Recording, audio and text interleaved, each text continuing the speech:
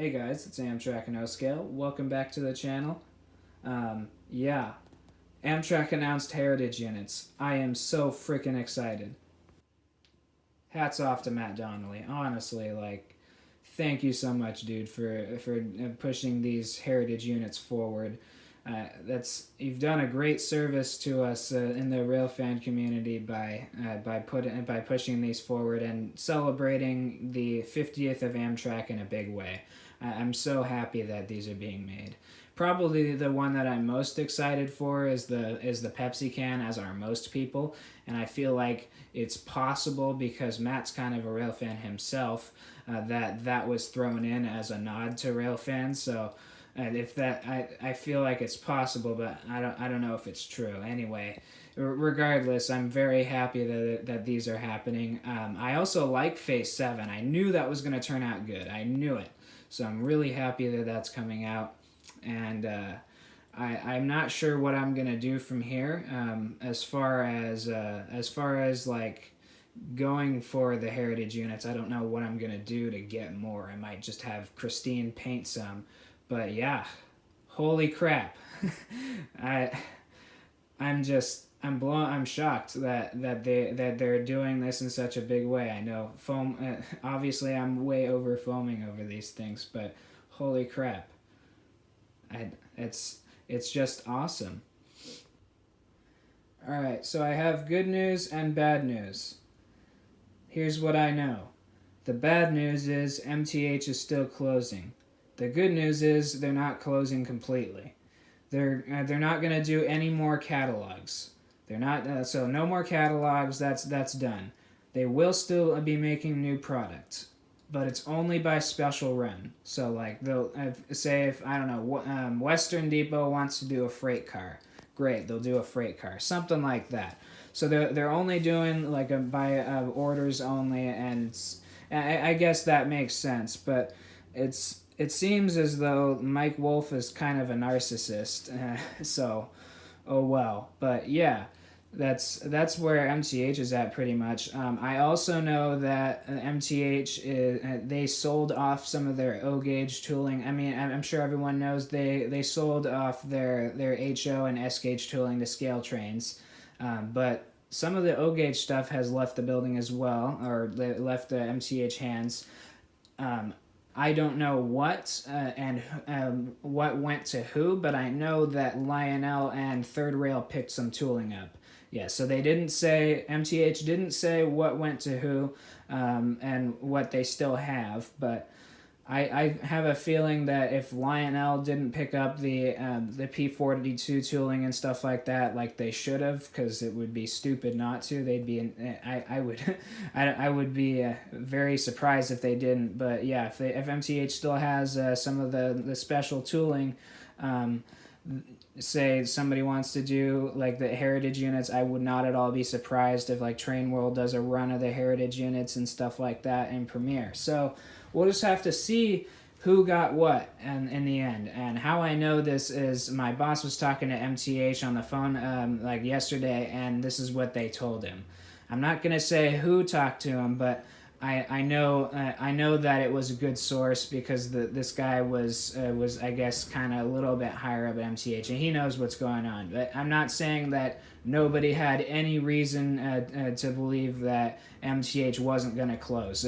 In fact, what the guy at MTH told my boss is that everyone thought like, oh yeah, everything's closing like 2 weeks ago. That's how it was. Nobody knew anything, but now we know.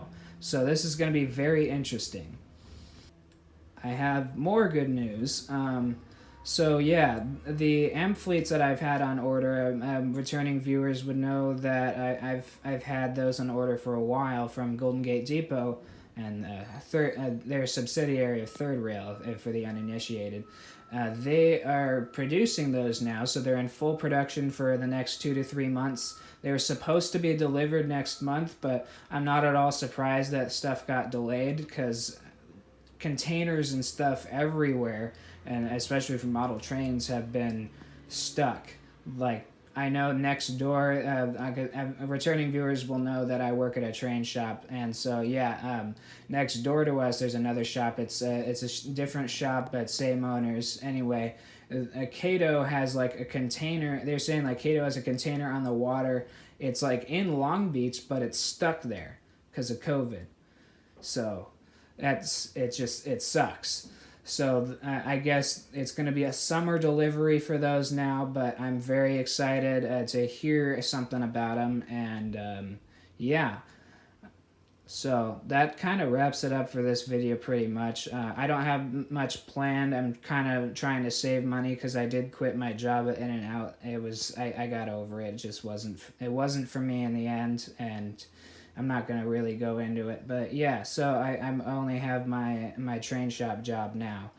But yeah, I guess I can update you guys on the Hudson. I did get that back. It's not perfect, but it does have a new cruise module in there, and I'm going to wait to have the Super Chuffer that Gunrunner John makes installed in there because it's not synchronized and doesn't sound quite right.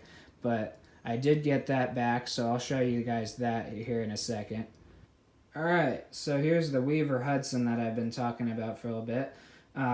It's brass, so, you know, brass things happen. It's been a pain in the ass to get working right, and it still doesn't, but, you know, that is what it is. Anyway, I'm very happy to have it. It's a gorgeous, gorgeous engine. It really is. And for some people that don't really know steam, they might just know some of the bigger Hudsons like the New York Central or Milwaukee or whatever. Canadian National actually did have Hudsons, and I think they really did more Grand Trunk work than they did like Canadian National, but they did have a handful of Hudsons. It's interesting because Canadian National and Canadian Pacific were like the complete opposite of each other. Canadian National swore by mountains and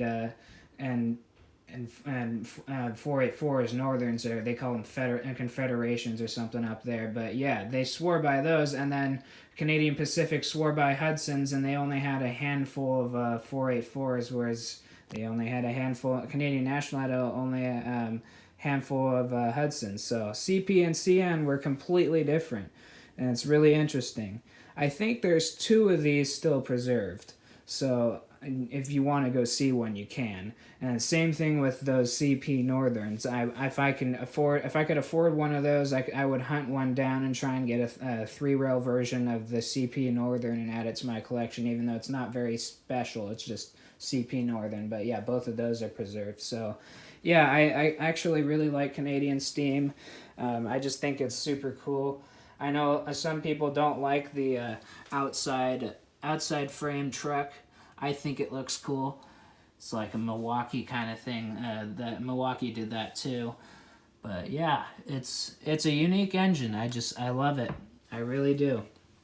So yeah, I guess that does it for this update of the channel. I like I said, I really don't have a whole lot going on here, but I could probably get some running videos up here eventually. I know I've been lazy. And this Amtrak announcement was a real kick in the ass to do something. But yeah, so yeah, thanks for watching, and I'll see you in the next one. Hopefully have like a running video up here pretty soon, and I'll be better about updating in the future. I'll let you know if anything happens.